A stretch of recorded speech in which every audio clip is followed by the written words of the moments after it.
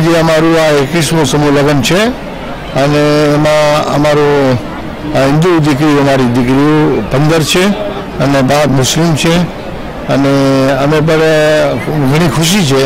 એટલે ભારતવાસીઓને મારો મેસેજ છે કે તમારી દીકરી પોતાની પણ છે આમાં, જો કે મારી જ છે બધી, પણ એના વાળે મારું નામ નથી લાગતું, પણ મારી આયશાને બી આ સમૂહ લગ્નમાં સાદી કરીને અમીરોને મેસેજ દેવા માંગુ છું કે તમે જો માલિકે ધન આપ્યું હોય તો તમે તમારી દીકરી સાથે ગરીબોની દીકરીને સામેલ કરી અને એને દીકરીને તમારી દીકરીને મોટા આશીર્વાદ એનાથી અપાવો, કેમ કે એ દીકરીઓની દુઆથી આપણી દીકરીને પણ ફાયદો થશે।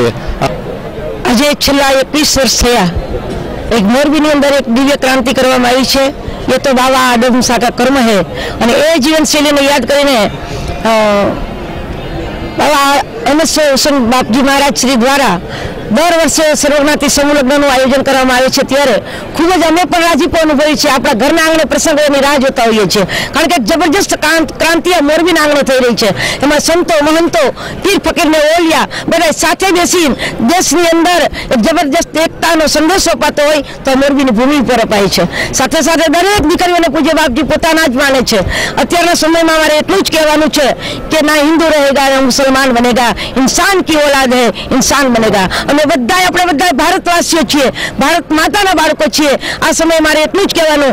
તો ખરેખર આ મયુરભૂમિની અંદર 21 વર્ષ થયા હિન્દુ મુસ્લિમ સર્વજ્ઞાતિ સમૂહ લગ્ન, જેની અંદર આજે આનંદનો દિવસ એટલા માટે છે એક સાંપ્રત યુગની અંદર જ્યારે ભારત દેશની અંદર અશાંતિ જેવું વાતાવરણ હોય છે, ત્યારે આજે વર્ષોથી અમારા અમિત શાહ બાપુ અમિત હુસેન બાપુ કે જે પારકાને પોતાના માને છે, હિન્દુની દીકરી હોય સર્વજ્ઞાતિમાં કોઈ પણ દીકરી હોય એ બધાને પોતાની માની અને વિશેષ આનંદ તો વાત અમને એ છે સાહેબ કે પોતાની દીકરીની ધારે તો વ્યવસ્થિત ખર્ચો કરીને પણ પરણાવી શકે છે, પણ આજ અમારી શહીદા આશાબાને પણ આજે પોતાની દીકરી બધી દીકરીઓ વચ્ચેથી જ્યારે વિદાયગીરી આપશે ત્યારે ખરેખર આજનો દિવસ બહુ આનંદનો હશે।